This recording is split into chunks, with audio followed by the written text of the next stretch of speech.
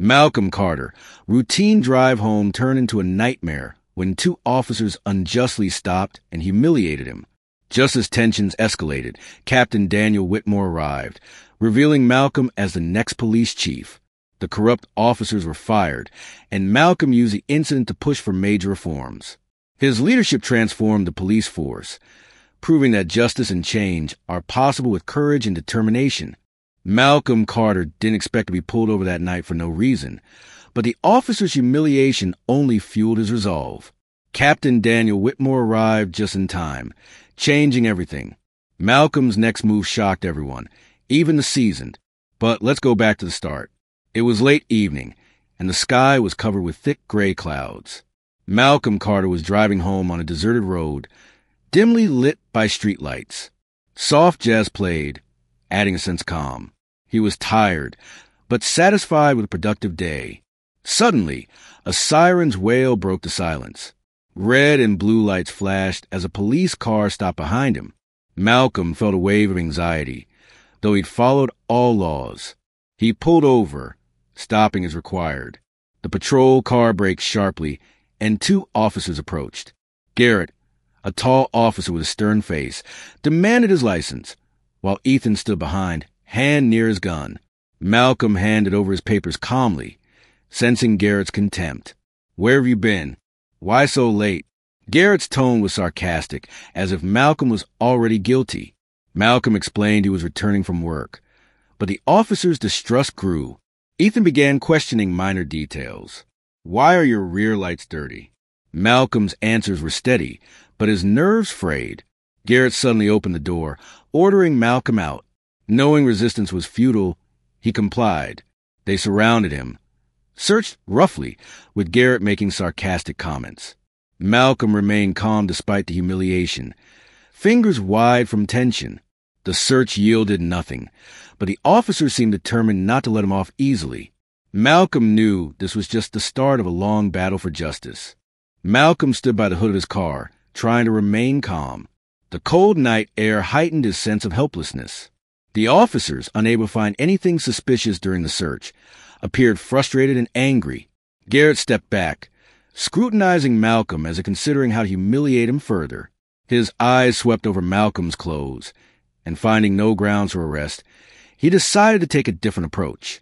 "You're acting way too cocky for someone on the brink of being arrested," Garrett began, his voice loud and arrogant, attracting the attention of passers-by who were slowly gathering along the roadside. "Look at you, all dressed up like you're the king here, not a suspect. Your tone, Carter, isn't exactly fitting for the situation," Ethan added, his voice uncertain but emboldened by his partner's forcefulness.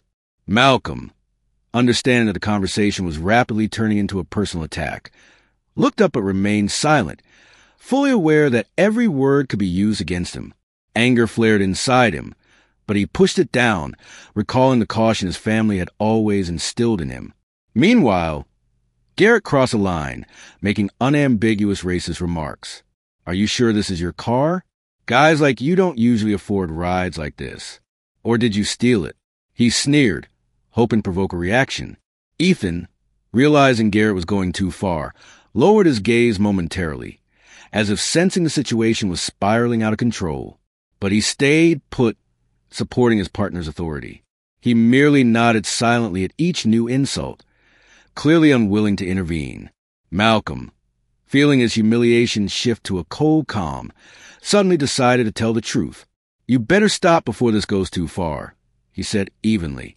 But Garrett ignored his words, his voice growing louder and more aggressive.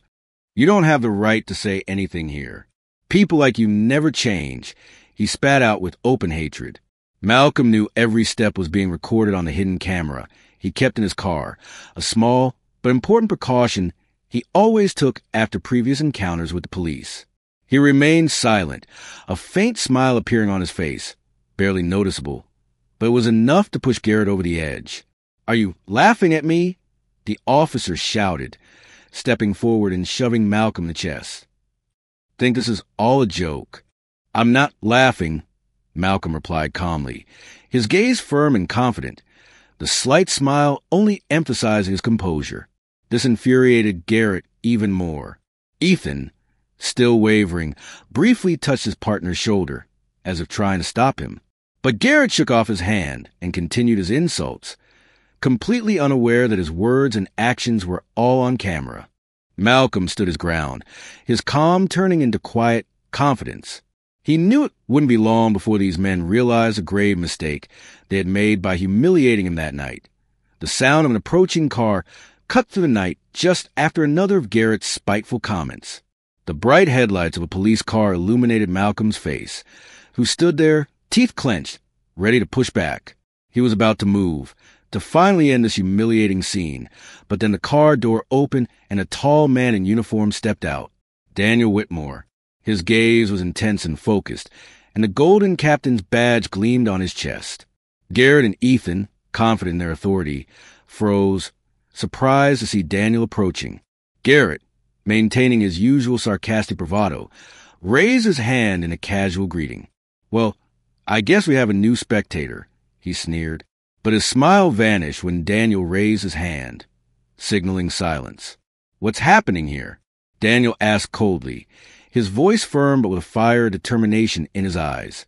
Garrett hesitated, losing his former confidence under Richard's piercing stare. We're conducting a check," Garrett stammered, but his words sounded unconvincing even to him.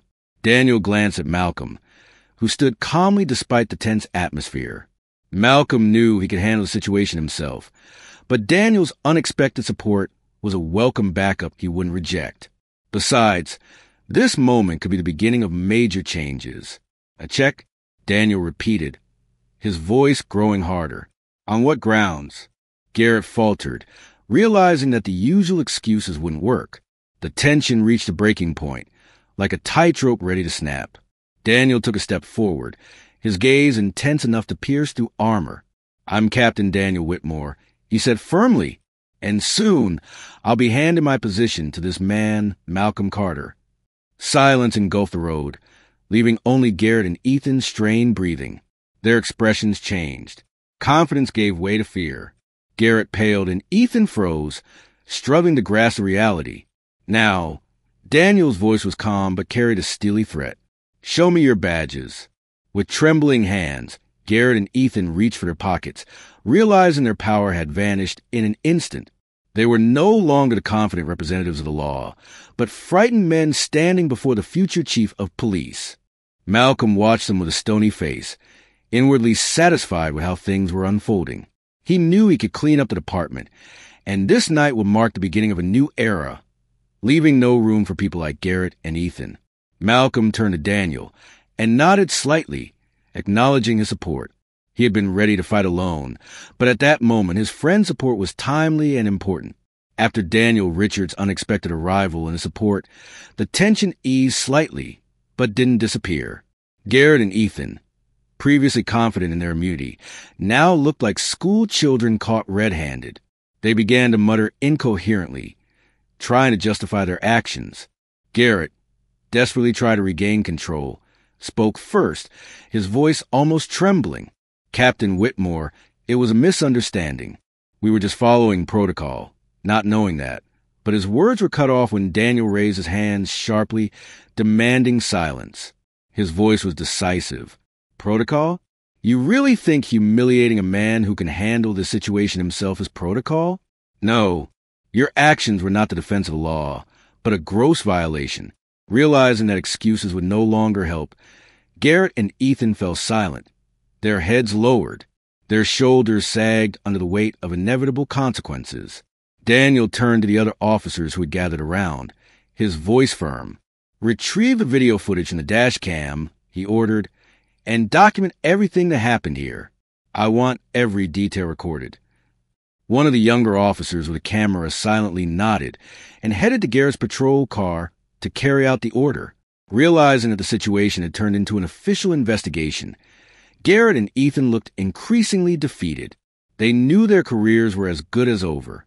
Daniel, feeling Malcolm's support, turned back to Garrett and Ethan. "There's no place for people like you in our department. Your actions undermine trust in the law and the community. Hand over your badges. You're fired." These words landed like a final verdict. The officers, realizing arguing was pointless, handed over their badges without a word, and defeated, walked back to their cars. Malcolm stood by Daniel, watching their retreat. He knew this was only the beginning. Now it was time to act. The next day, the local news exploded with headlines about a serious breach of law and a new leader ready to change everything. The video of the incident went viral, sparking outrage and debate on social media. People began gathering for protests, demanding change. Malcolm, aware that this was his chance and backed by Daniel's actions, began drafting reform plans. A few days after the incident, he held a press conference where he outlined the proposals for police reform. His suggestions included mandatory bias training for officers, stricter penalties for abuses of power, and the creation of an open oversight system for police activity. Malcolm, now a police captain, was not just standing at the podium. He was actively involved in implementing every stage of the reforms.